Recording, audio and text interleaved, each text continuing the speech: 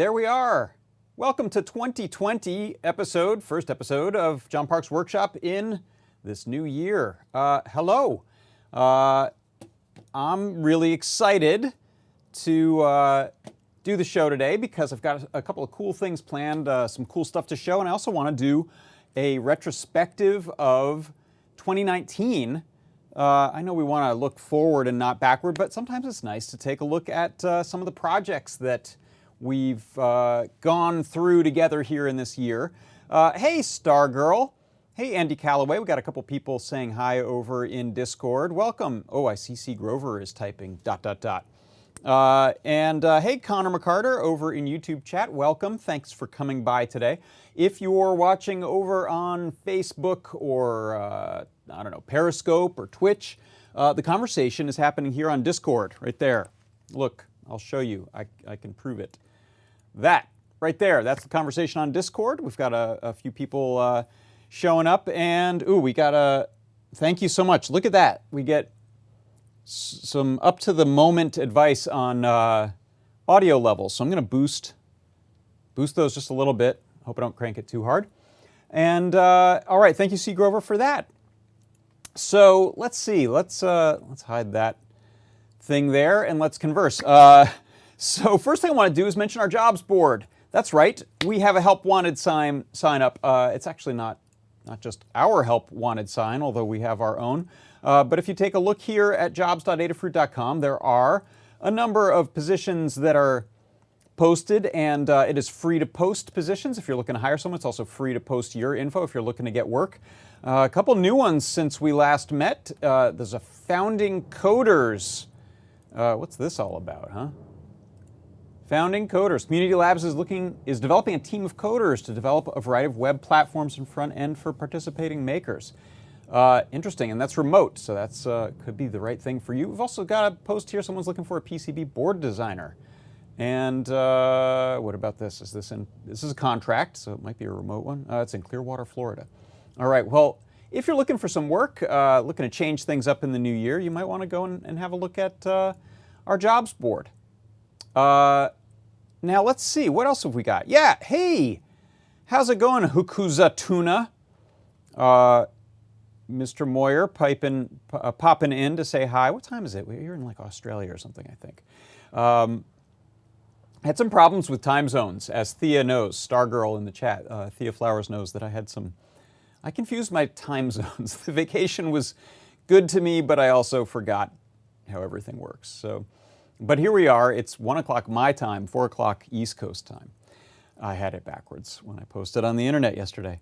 All right, well, let's see. What else did I want to do? I wanted to mention we've got a coupon code, and it's VentiVenti 2020, and that'll get you 10% off in the store if you head to Adafruit. I'm hot. Let me take this off. I'm going to mess with my microphone for a second. Sorry about that. 2020 will get you 10% off in the store. Go load up your cart full of good stuff. It won't work for software or gift certificates or subscriptions, but any real stuff that you're interested in getting, you can get 10% off. And in fact, check this out. Here's a little bit of a hack. I say you can't use it on subscriptions, but, hey, Mr. Certainly, but if you want to use your 10% off coupon on my product pick of the week, don't forget, VentiVenti, that's your coupon code. Product pick of the week is, I have picked the AdaBox 14. We actually have a handful of AdaBox 14s available in the store. So if you had subscribed, you've already gotten it, and awesome. But if you wanted the contents of that box and don't want to go pick up all the parts separately, some of these we might not even sell. I don't think we sell those sequins, the snowflake sequins for your snow globe, or the diffusion grading glasses that make things all awesome looking. Those are in this. So this is AdaBox 14 in convenient, I can buy it right from the store mode, and I think there were about 35 or so of them when I checked. Let's see. 35 in stock. Let me refresh. Still 35 in stock. So this is it. When those 35 are gone, I think it's probably gone. Maybe don't quote me on that, but I'm pretty sure that's it. So if you're interested in the AdaBox 14, you didn't get it, you can go and pick one up. I'll also use that as a leaping off point to remind you that if you're interested in AdaBox 15, subscriptions are open. So that's coming in the spring, 15. Who knows what'll be in it? Some people know, but I'm not saying. So go check that out if you're interested. Pick of the week. Did I mention what's in it? If you don't know, this has the Circuit Playground Bluefruit, which is an NR52840 based circuit playground, convenient circuit playground form, but it's got Bluetooth. It's an M4 based chip, so it's fast, and we're doing cool stuff with it on that TFT display you see there. That's TFT Gizmo. So we can send images to it from the phone over Bluetooth, and then we can do a lot of other cool Bluetooth stuff. Let's see. Yeah, I might even mention some of those projects in my retrospective, but that's my pick of the week. So moving on from the pick of the week, how about we take a look at something I like to call the Make Code Minute.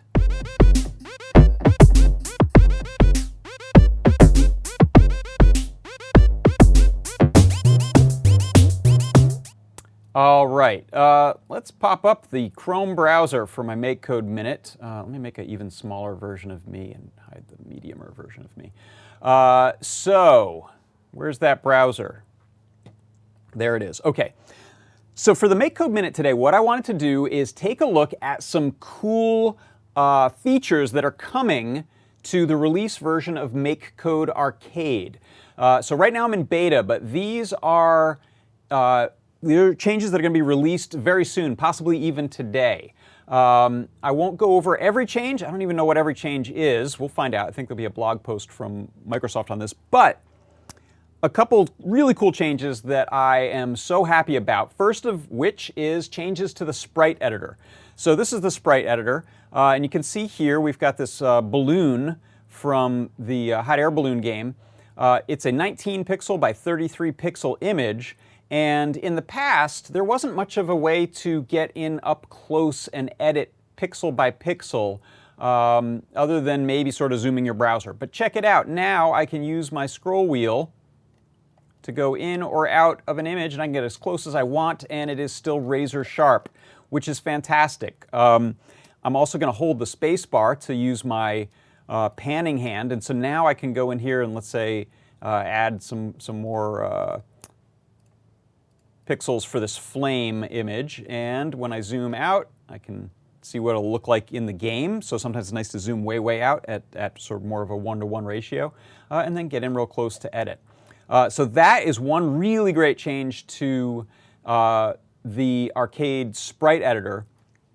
Now what I want to show is some changes to the tile map editor, and these are huge changes. So first of all, let's take a look at, you'll notice cool new graphics for the simulator. I'll play this so you can see what we're looking at. So here I've got this cool little dungeon. I've got this cute little cat. I'm going to walk around here. I'm going to go down, and you'll notice I can't walk through these walls. I can go down these stairs here. I don't want to go down there. I'll probably die. But if I go here and pick up this treasure chest, hey, it's opened the chest and give me some confetti. So this is a little sort of game demo that I built this morning really quickly. And one of the reasons it was so quick is check out the new tile map editor. The new tile map editor has all kinds of great features. First of all, it has that same zooming that I just showed you in the sprite editor. And it's also got this gallery. So if I'm picking tiles from a tile pack, I can cruise through and look at them all here. Let's put some more stairs maybe. So I can set down tile maps for the graphics, but you'll also notice I have an overlay here as I turn show walls on and off of the walls that you have set up for the character to interact with, bounce off of, or not be able to go through.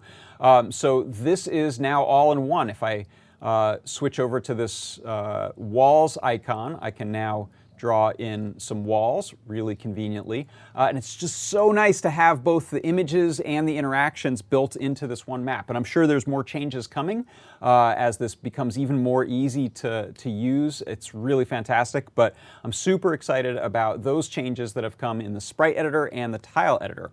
So go check them out. You can go to the arcade beta, arcade.makecode.com/beta.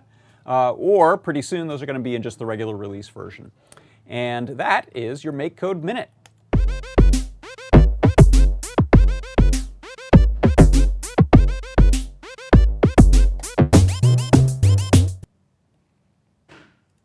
Hey, there I am again. Yeah, I'm really excited about those. I will share more features as I learn them and as they come out, as the release comes out. I think there was also some maybe some tweaks to, there's tweaks to color stuff. So you'll notice these sort of orange graphics. If we go, let me go to the home page. You'll notice that looks different than the non-beta. Pull that out of the URL there. That's the regular one. This is the beta. So some of these color changes will make it a little obvious when you're in which version. Another thing I found that was super helpful is now from the home page, I can click on the gear icon. In the past, we had to actually go into a project before the gear icon would show up, and that's helpful here, even for simple things like checking out the version number. So the about is available from the top level, which is nice. All right, so that is my Make Code Minute, but I've also got, sort of keeping in this theme of our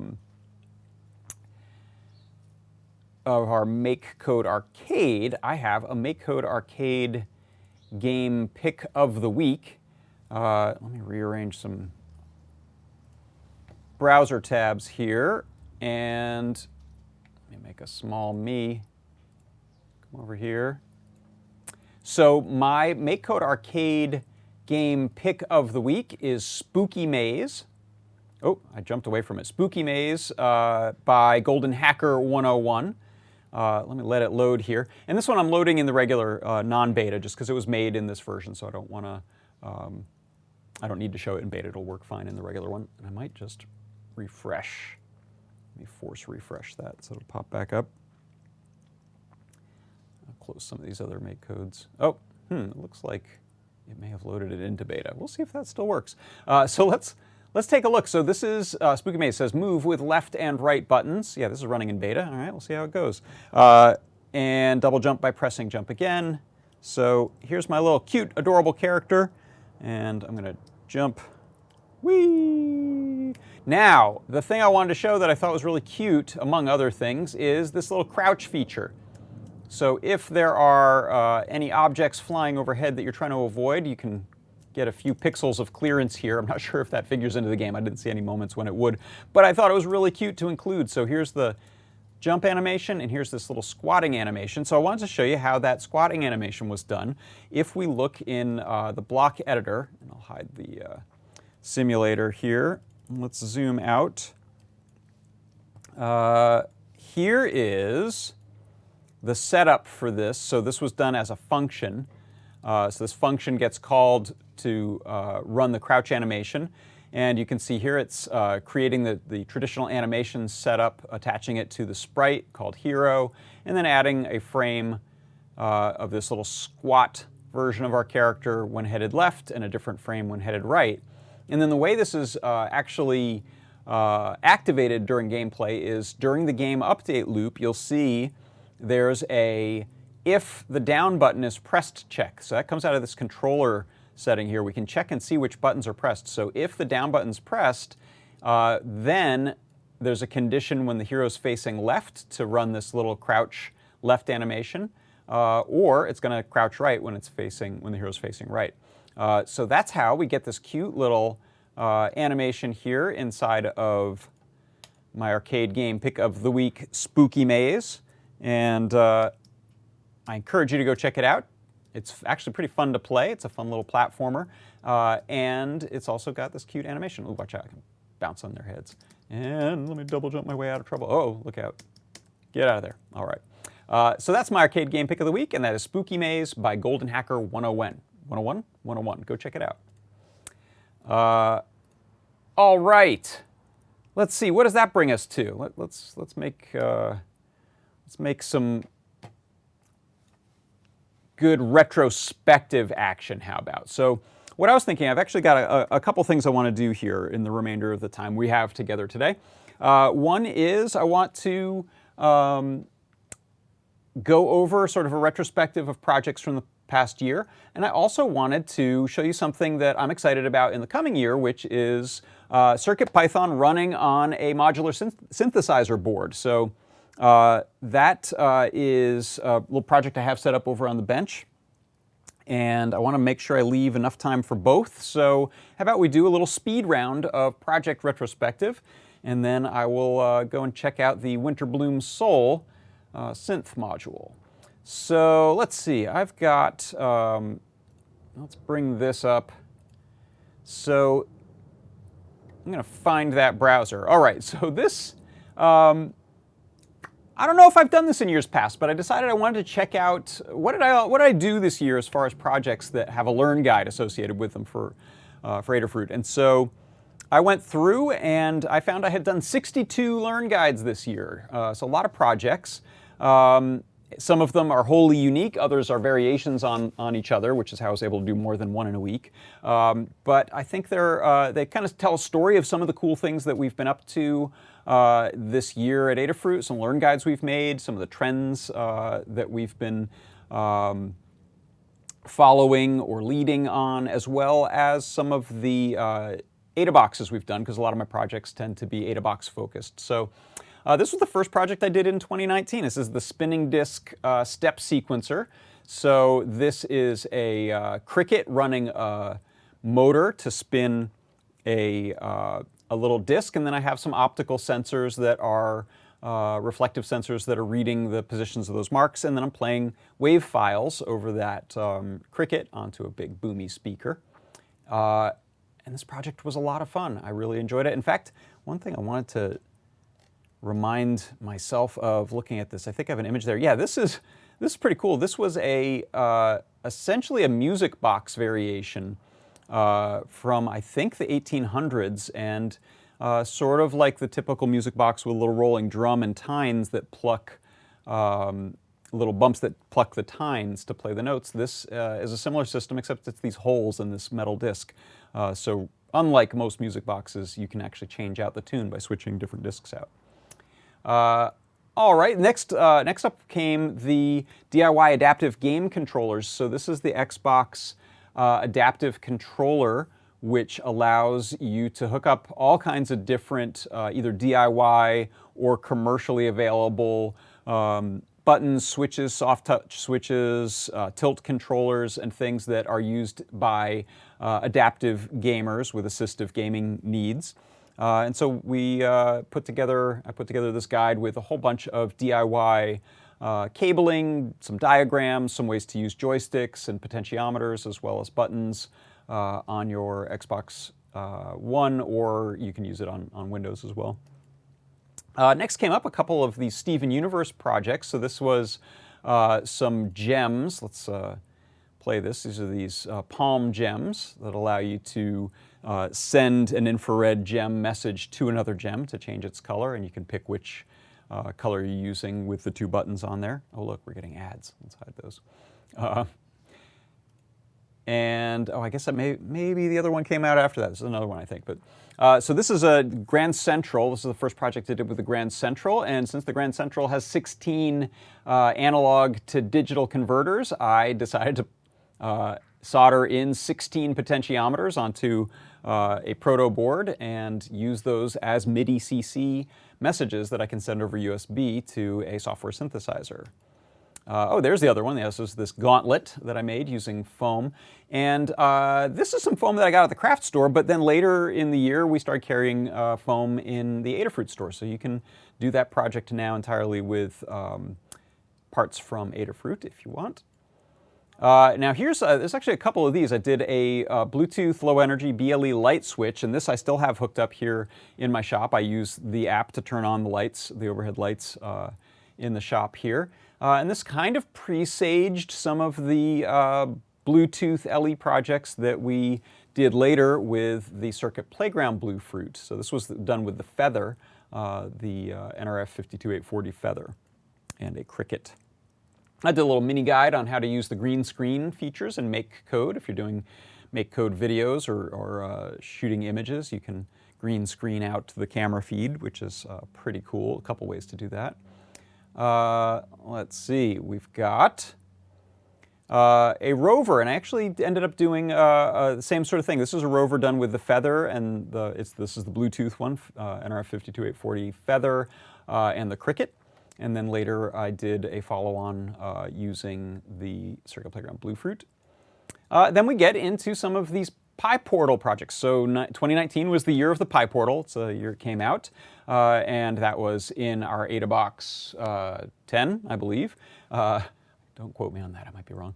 So first one up was the Adafruit PyPortal quote book.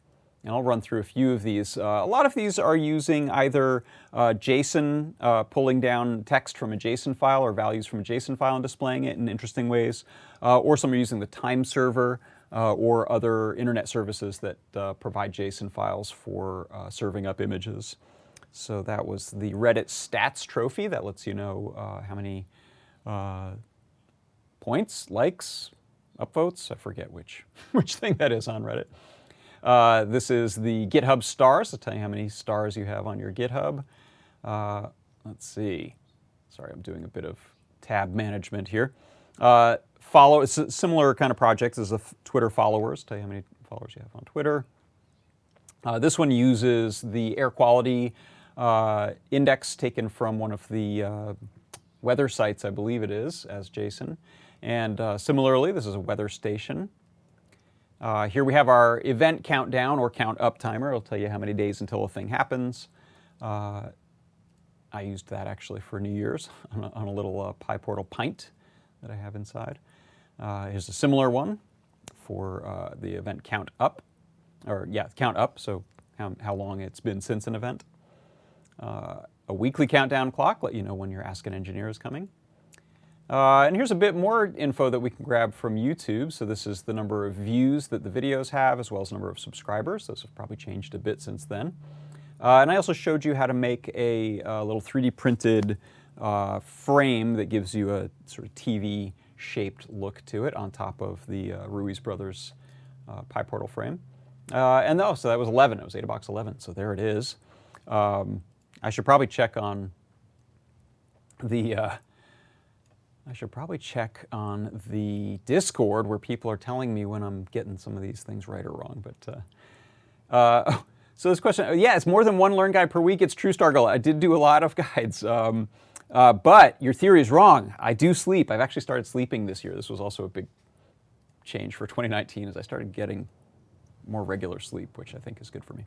Here's Bitcoin display on PyPortal. Also some snazzy graphics we put together for you. Astronauts in space, Discord stats, the NASA image of the day viewer. We also had the cat or dog, Doge or other image viewers. So we can, we're actually using a service on Adafruit.io that we have running that converts images to BMPs, and then we download the BMP since most internet things are using JPEG or PNG. New product viewer, a Thingiverse item viewer, League of Legends trophy, and then we get into Make Code Arcade. So that's also last year's when we started really digging into Make Code Arcade. And so I did a number of guides on the graphics. This is how to create sprites. This is how to create some pixel animation. And I apologize, these don't play back very smoothly in the broadcast compared to just on the web. This is platformer level design. Here's a I felt like with Make Code Arcade, a lot of these fundamental things were easier to learn just by making a game. So this is a fairly simple game that teaches a few principles in a sort of Space Invaders style game about collisions between objects and what happens when things collide to create effects, to make objects disappear or sprites disappear. And then this is the one we actually shipped with the AdaBox 12. This will run on your PyGamer or on a PyPortal. And this is the DigiKey item shipping game. Actually, Lady Ada created this, coded it, and then I did some updates to graphics and animation for it. We even did an arcade remake of Arkanoid. We actually did a few arcade remakes. So we have Arkanoid, we have a little little spy hunter we call Pie Hunter. Trash Panda, which was our Adafruit original. This is actually, let's see if I have any graphics as we scroll down. Yeah, so there's an image of it. I can play the movie within a movie. This is kind of a Rampage style game where you're moving up a building. Let me fast forward here a little bit. You're moving up a building, trying to get to the top, and you're getting hit in the head with bricks. So that was Trash Panda. And then there's the AdaBox 12 main guide. And this also includes, when I do these main guides, I have some of these project guides that I create, but also lots of others from other guide writers at Adafruit. So you can see here, this is more than just the stuff I created. We have a lot of things that many other people created for each AdaBox. Here's a follow-up to Trash Panda. This is Trash Panda 2, which is a flashlight-based point your flashlight at the raccoon game. And then also we got into some color palette stuff for the game system. So MakeCode Arcade uses a 16 color palette, but it's possible to customize that palette or even do some palette swapping tricks during gameplay. Here's a little mini guide on submitting games to the MakeCode Arcade front page, which I encourage you to do because that's very often where I find on the forums, the MakeCode forum, where I find inspiration as well as pick of the week games. This one uses the accelerometer. This is a game that Lady Ada and I collaborated on for doing a little Marble Madness type of game using the accelerometer built into the Pi Gamer. Little NeoPixel controller. I believe Katmy helped me with this one, and we were able to make a little color strip picker, an animation picker running right on the Pi Gamer. A little Pi Badge plant monitor, a little soil sensing. We also were inspired, as a lot of people were, by the crank on the Playdate, upcoming Playdate game console, handheld console. So we used a rotary encoder, and I created a little fishing game. This was one of my sort of out there ones, which is using MakeCode to emulate a mouse, so you could do programmatic mouse things inside of a piece of software like Photoshop or pixel art software. You can run little sine waves and other patterns. And then we got into monster masks. So this was our next AdaBox, AdaBox 13 was the monster mask, and I created some guides on how to create eyeball graphics and then some practical builds of masks using the monster mask, including that doll face one and this fish head one. Thank you to my daughter for modeling this awesome fish head. There's the AdaBox 13 main guide. It was a busy year, huh? Here's a GIF player that tells people what kind of candy you do and don't like on your candy bucket. My friend, the ventriloquist dummy here, Slappy, who's still sitting over there creepily watching me in the workshop. Phil B created this voice changer code for monster mask, so I did the little break apart of the eyes and fitted them into this hand puppet, so you can speak into the back and use the voice changer. Everyone's favorite meat skull centerpiece, which is using the eyes and some custom graphics, and a foam skull saran wrap and lots of prosciutto and mortadella and capicola. This is the Goose. Who could forget Untitled Goose Game? That was a big hit of 2019, and this is the Goose Game mask controller that I created, where you honk in your mask in order to get your character to honk in the real game. So it's using the monster mask as a USB HID keyboard device. Here's a remote color picker using Bluetooth. So now we're getting into some AdaBox 14 stuff. So this is Circuit Playground Bluefruit, and I'm using some color sliders to send color info. Here's a guide on using the wireless image transfer between the phone and the Gizmo and Bluefruit Circuit Playground Bluefruit. Here's some turtle graphics running on it. Here's that second bot that I mentioned. this time with the Cricket and the circuit player and Bluefruit, and you can control it remotely. A little holiday cheer with this snow globe. Cyberpunk Santa Eye. And I actually have an update to that. I'm going to be writing it tomorrow, which is just adding the LED NeoPixel strand to it. Some hide-and-seek proximity detection. There's the AdaBox 14 itself. And then I think the last one here was this Apple Notification Center notifier, so sending those Bluetooth messages between the phone and your gizmo. Shoo! So those were the projects of 2019. Now, what I want to do is hop over to the workbench and show you some of this project that I'm working on right now, which is I am beta testing that module that you see there, that blue thing to the right of the laptop and above the little keyboard. That is the Winterbloom Soul. I'll zoom up on it in a second. It's a beta of a piece of hardware for a modular synthesizer that translates MIDI messages into voltage. And so in the modular synth world, control voltage, pure DC voltage, is used to change lots of different parameters, including the pitch of things, the modulation of things, whether we hear something or not through a gate on and off, or triggering things. So making these two worlds come together, so the world of pre-MIDI, 1983 and earlier, and the world of post-MIDI, and here we are in the year 2020, and we're using CircuitPython to get these things to talk together. So let me pop over there and give you a, let's see, maybe I can leave that view there. All right, let's try it with that view. No, that's the wrong one, sorry. Let's do that one, that's what I want. Yeah, that should work. I might move that a little bit. Hold on one second. I want you to be able to see that screen, so I'll pull that off to the side a little bit. All right, let's try that. Let me send that over. Did that update? There we go.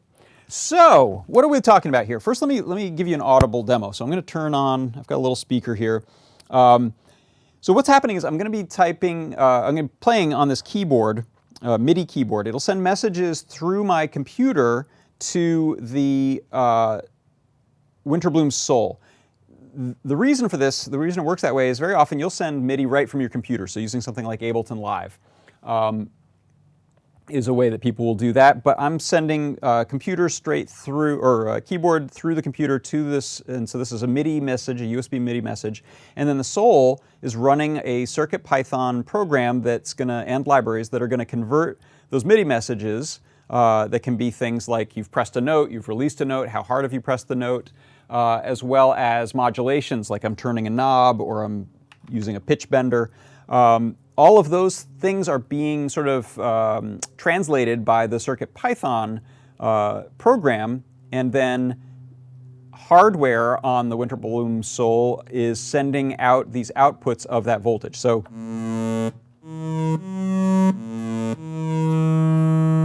that's it translating MIDI messages, and you can hear we have this sort of build up and then sudden stop. That's the envelope of the pitch, so, or rather the envelope of the loudness of this. I'm sending it to a level input. If I change my CircuitPython program here, so I'm going to zoom in so you can actually see this. You should be able to see, and hopefully it'll stay in focus. This, on my CircuitPython program, I'm in the way of that. Let me move this over further. There, you can sort of see that. I'm going to change just one value I have here, which is going to pick a different envelope profile. So when I hit save, now I'm getting this sudden start and this soft end. Let me adjust some. All right, so now what I can do is I can change the functionality of this module entirely. Zoom out again, by changing which software I'm using. So I'm in Moo here, and what I'm going to do is, instead of an envelope demo, I'm going to do a velocity demo. So I'm going to copy some code and paste it and save this. This is code.py. It's going to save to the CircuitPython module here, just like it's a USB drive. And now,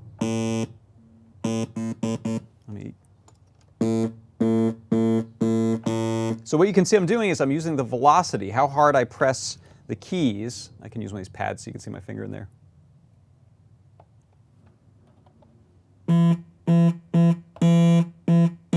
So do you hear how there's sort of a character to that sound that's adjusted depending on how hard I hit it? So a nice way to demo this actually is I'm going to use an arpeggiator.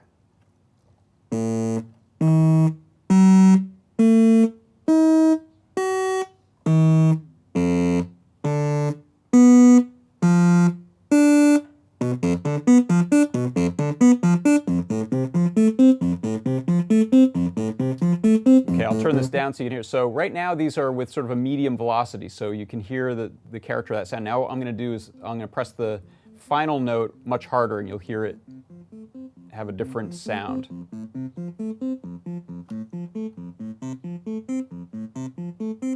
you hear that buzzing.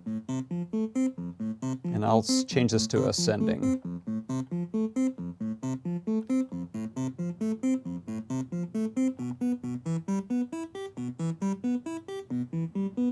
So that's got that kind of muted sound to it, and that's because I'm hitting it with a lower velocity. Now, let me stop that for a second. One other thing I've done is let's see, do I have a CC? So instead of that velocity, what I can do is, again, I'm just going to change the code here in CircuitPython. I'm commenting out the use of velocity for this output, and instead I'm going to say that that's based on a controller, a CC controller, which is basically a knob. So this will send out a different value depending on how I turn this knob. So let's save that.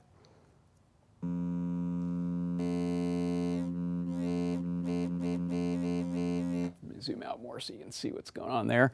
So now the way the CircuitPython program is reading control, a CC control, is this state.cc, so that reads CC1, which is the mod wheel usually on a controller like this. So I'm reading this controller and then I'm using it to send out voltage to the smoothness knob on this oscillator. So you'll hear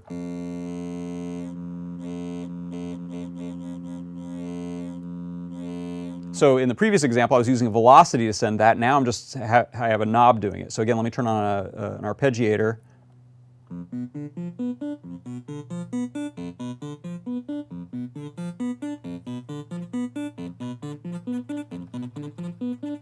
So you can see there's a couple of knobs that send that same CC, and I can use those to control that. So that's sort of the, my thing. There we go, I'm back.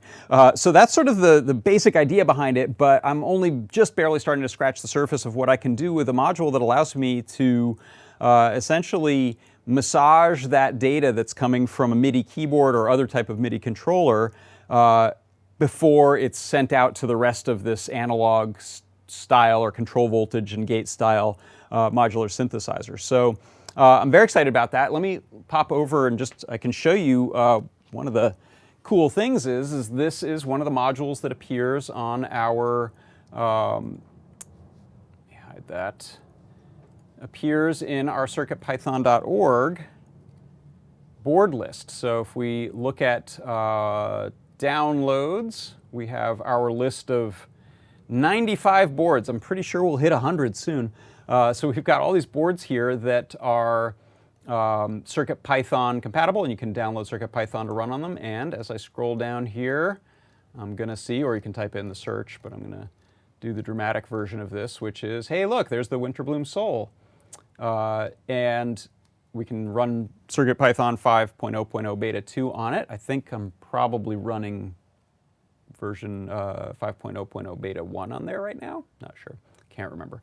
But I'm really excited about this because it's essentially all of the things that I've been learning in CircuitPython are now starting to apply into this other hobby. And as you can see, being able to save that CircuitPython file right out of onto the device and it immediately is running the new code is super fast. I've had some other modules before that used compiled Arduino in a similar way to do Eurorack synth stuff, but nothing beats how fast you can make those kinds of changes inside of CircuitPython. So I'm very excited about that.